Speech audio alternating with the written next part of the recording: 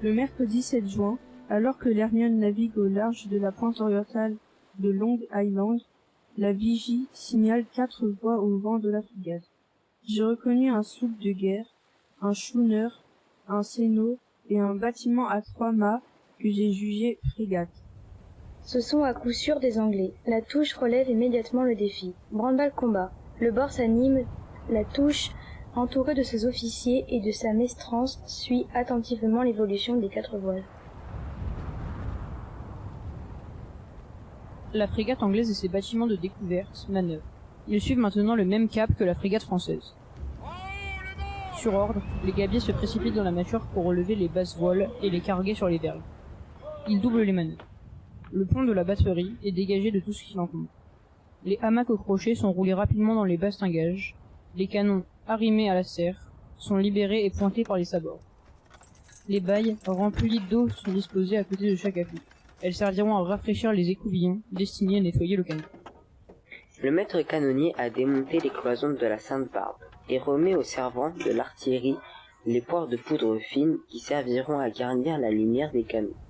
Depuis la soute, une chaîne de matelots en chemise sans col ni manche fait passer de main en main les gargousses de toile remplies de poudre que l'on distribue aux servants.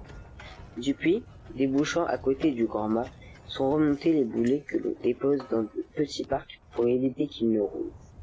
Des filets verticaux sont placés dans la batterie pour parer les éclats de bois. Sur le pont, d'autres filets sont tendus horizontalement. Ce sont des casse-têtes destinés à protéger l'équipage des chutes d'objets provenant de l'armature. Les mousses ont répandu du sable sur le pont afin qu'il soit moins glissant. Les soldats et matelots non requis pour la manœuvre savent leurs armes, fusils et escopettes. Tous prennent position sur les gaillards et le passe avant derrière le pavois. Quelques marins grimpent dans les hunes pour pouvoir opérer des tirs plongeants, emportant aussi quelques grenades au cas où. Le chirurgien-major a ouvert son théâtre pour recevoir les blessés. Les 2 frégates se rapprochent. Dans la batterie tribord, les canons sont chargés. On enfonce d'abord la gargouze, puis un premier valet de canon, fait de cordes et de chiffons que l'on tasse par 2 ou 3 coups de refouloir. Il y a ensuite le boulet, lui-même calé par un deuxième valet et par 2 autres coups de refouloir bien appliqués. Au commandement, les gargousses sont percées au dégorgeoir à travers la lumière que l'on garnit aussi de plomb. Prudemment, on place une plaque de plomb sur l'ouverture pour éviter toute mise à feu précoce. Le servant de tribord, le bout de feu allumé, guette le signal du chef de pièce. Les autres s'allongent sur le plancher. Tous sont attentifs, tendus. Rien n'est pire que l'attente.